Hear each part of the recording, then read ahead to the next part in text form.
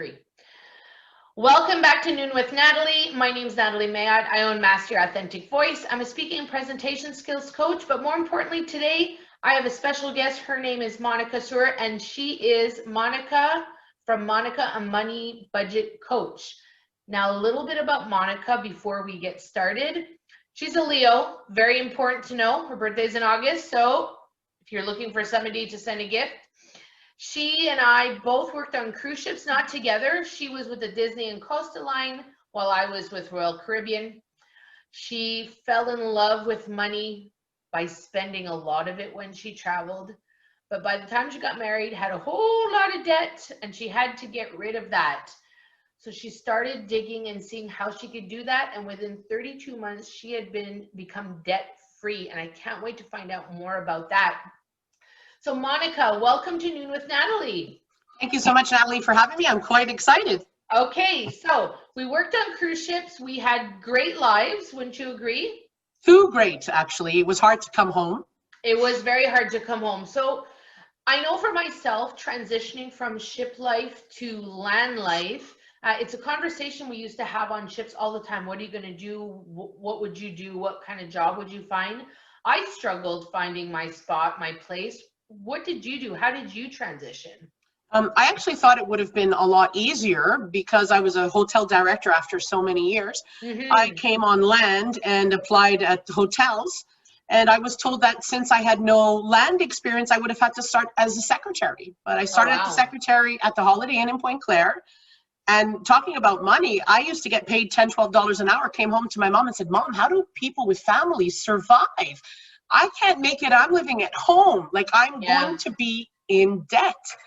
And it went from there. I got promoted after a couple months, and then I got introduced to revenue and yield management. And that's where my infinity came. It was all about understanding where are people spending money. And in businesses, people are spending other people's money and not paying attention to it.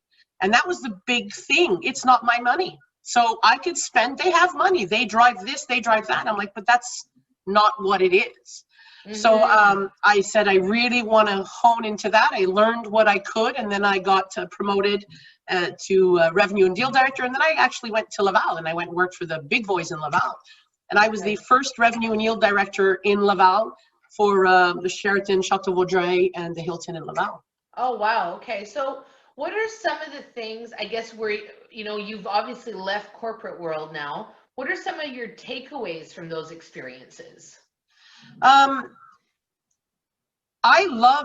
wouldn't change anything about my life. If I didn't go through the ups and downs, when I started realizing that I was good at this is when I was working at the Sheraton, and in my first contract, I made them $983,000 in one contract, which was 6 months. And I remember asking for a raise, and my boss at the time said, "Monica, do you understand that you're asking for a 300% raise?" I'm like, "I do." He's like, "Okay, well, do you want to finish the day or do you want to go now?" I said, "Well, I could leave." He's like, "Oh, just kidding."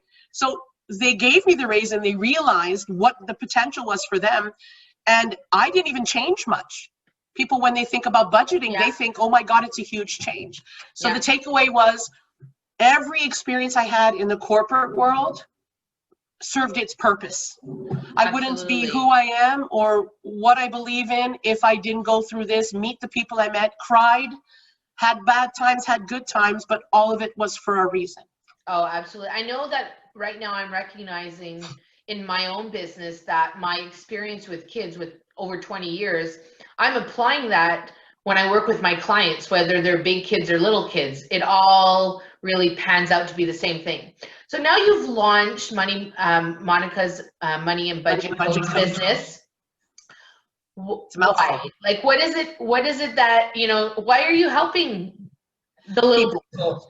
So when I started doing this, I was doing it for corporate. Then I started with small people, dentists, because dentists are great at pulling teeth, no pun intended, but it was pulling teeth with them to try to run a business. And they were being ripped off, stolen from the secretaries and stuff because they were so in tune with doing their work, they didn't know what was going on around them. Oh, wow. So I love checklists, as you know. Yeah. I created checklists for the certain things that they need to ask from their employees. And by doing that, I had more clients, but it was still corporate. I was still exhausted. I had to work 40, 50, 60 hours a week, and I have very, very young children. Yeah. So I used to come home frustrated and always thinking on how I can help these people. I was worried about helping them more than they were worried about helping themselves. Yeah, well, when we start wanting more for the clients than we want for ourselves, that's, I think, where the problems sometimes set in. And when we are givers, right, you do because you love it, you do because it's easy, right? This for you is not a task. No. It's a love. And I know because I get messages from you at 11 p.m. and I'm thinking, why is she not sleeping? I do my work when the kids are in bed, and it's all about how the clients, that's why I transitioned. I didn't want to interrupt you, but that's why I transitioned from corporate. But I always thought everybody knew this. I always thought everybody knew 1 + 1 = 2. If you spend 3, then you owe 1. And everybody, like, I'm a big girl. Going on a diet for me is like killing me. Don't tell me I can't have some ice cream once a week. But if you tell me this is the picture and if this is what you want, I make those choices. And that's where I transitioned from helping regular people. Right, yeah, smaller businesses. And exactly, smaller businesses, and actually individuals that were, I don't like this word desperate, but that were more hungry for a change. Yeah. That were more ready to show up every single week. Because having somebody coach you, it always goes back to that saying, I give you a fish, I feed you, I teach you how to fish, you feed your family, and you teach everybody. 100%. I want my clients to learn the tools and then be able to wash, rinse, repeat. But I want to go back to something you just said. You thought that everybody knew this. And I'm going to tell you, like, I work in high schools now. This is not a concept that we are teaching our young people. We are not teaching young people how to budget, save your money, how to spend wisely. Now, I'm not saying, you can't have something fun and maybe, treat yourself, but we just don't teach that value of the money. And I mean, I'm guilty of it. I don't think I was taught. No, I don't. It's not, I think. I know I was not taught how to manage money.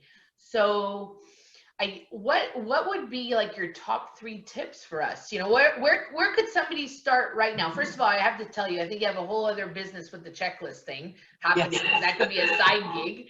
But what are some, 3 things that people could do right now that would be easy? If I can, I'll add maybe 2. If I can add 3 things that people with teenagers can do is, first, what we're doing is that we're giving our children their cell phones. We're giving them so many things that these things are privileges, not rights. So we're teaching our children, well, if my phone breaks, mommy's just going to buy me a new one. If I want an app for my iPad, I get the new one. If I want a new backpack or a new shirt or get my nails done when I'm 14 years old, it's mommy paying for this. Yeah. I'm not saying not to do these things for your children. However, this will impact your personal budget. Our children need to have a home, a roof on their head. They need to have good food, and they have to have values. But because we're all working so hard, let me just give them this, because then they'll be happy, and then maybe they'll do well in school. Yeah. What I can tell for people is the first thing is write down. It's very difficult to have a budget if you have no idea what you're spending. Okay. I can say to you with affirmation is that when I work with my clients, the first week they tell me, these are all the things I'm paying. I'm like, great. So you must have at least $2,000 at the end of the month in your bank account. And they look at me going, yeah, no, you're crazy. What are you talking about? I said, well, go over it again. No, Monica, this is all we spend. Yeah. The second week is when we start putting our actuals in, when they say, oh my God, I'm really spending all this money. And that's where we get back to what we think we're spending. Like, I think I'm eating 600 calories a day and I eat 2,000.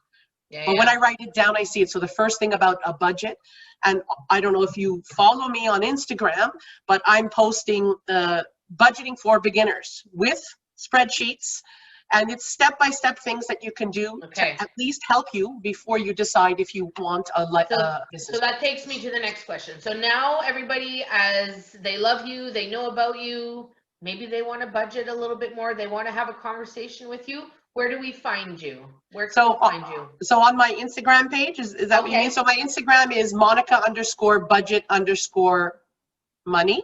Okay. And on there, there's a place that says, all you need to do is click it. There's a place that you can click a discovery call, and it's free, no obligation. Even if you just want to say hi, or you need a budget hug, or you need to know, I'm not ready. And the misconception, or the thing that people always think of, first, my spouse doesn't agree with me doing this. We all know what to do. So I ask them, but how long have you been in debt?